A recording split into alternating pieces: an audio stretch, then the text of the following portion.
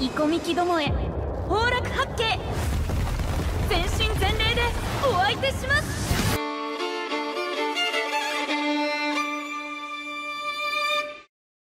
Aujourd'hui, on continue de lever le voile sur les mystères de Ken Fire World, et cette fois on va s'attaquer à Ikone et Ikomiki Domoe.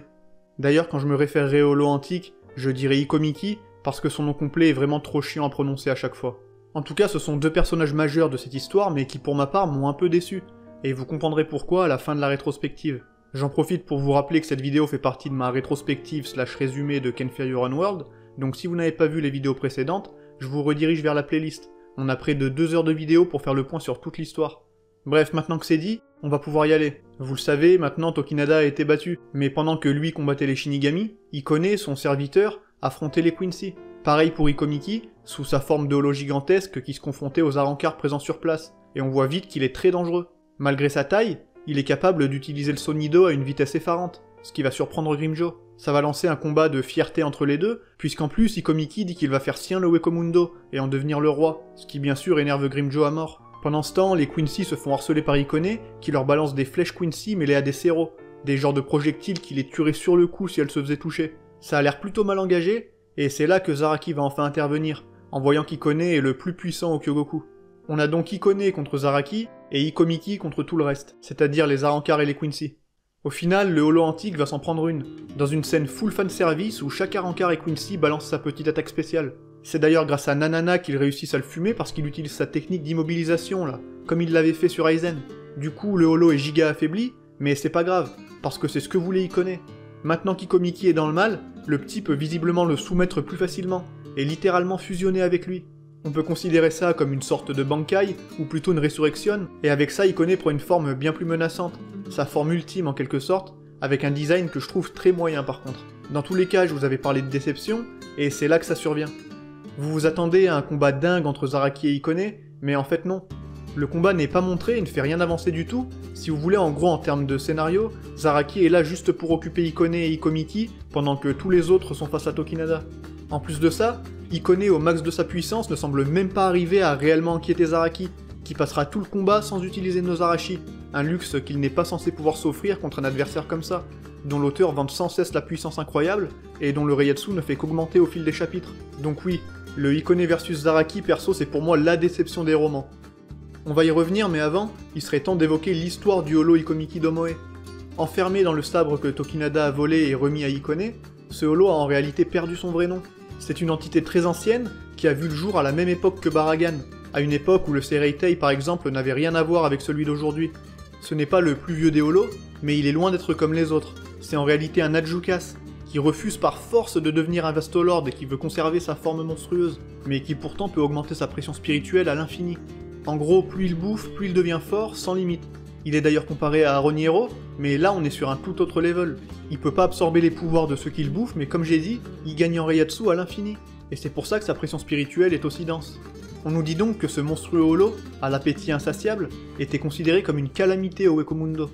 Il est même clairement dit qu'un combat entre lui et Baragan aurait donné un match nul, du coup les deux ont décidé de ne pas s'affronter et de chacun faire leur truc dans leur coin.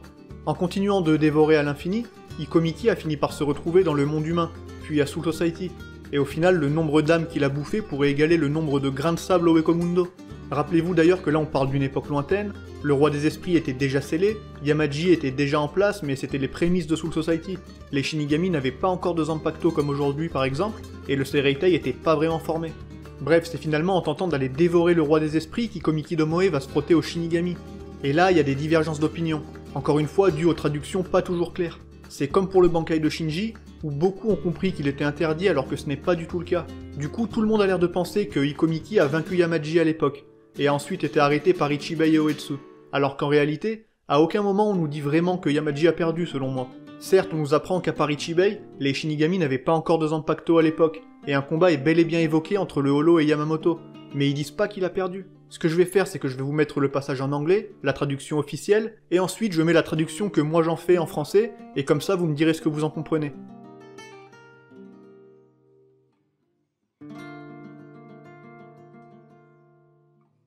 Pour moi, Ikomiki Domoe a été stoppé par Ichibei et Oetsu, mais n'a pas forcément vaincu Yamaji.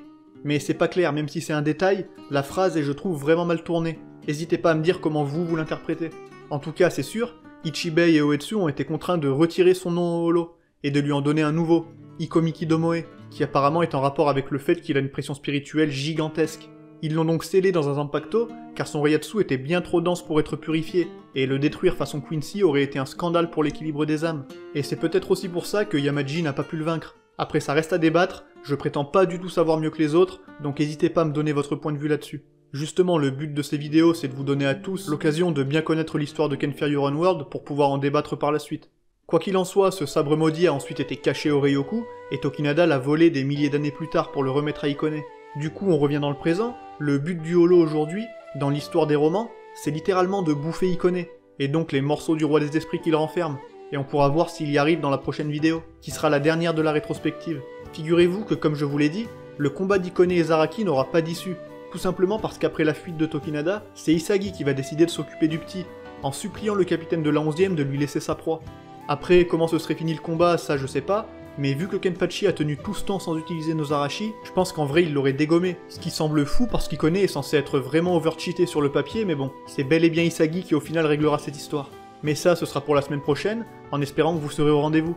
Bien sûr, je vous remercie comme toujours du soutien que vous avez apporté à cette série de vidéos, et en attendant la suite, moi c'est là-dessus que je vous dis vive Bleach, et à la prochaine tout simplement.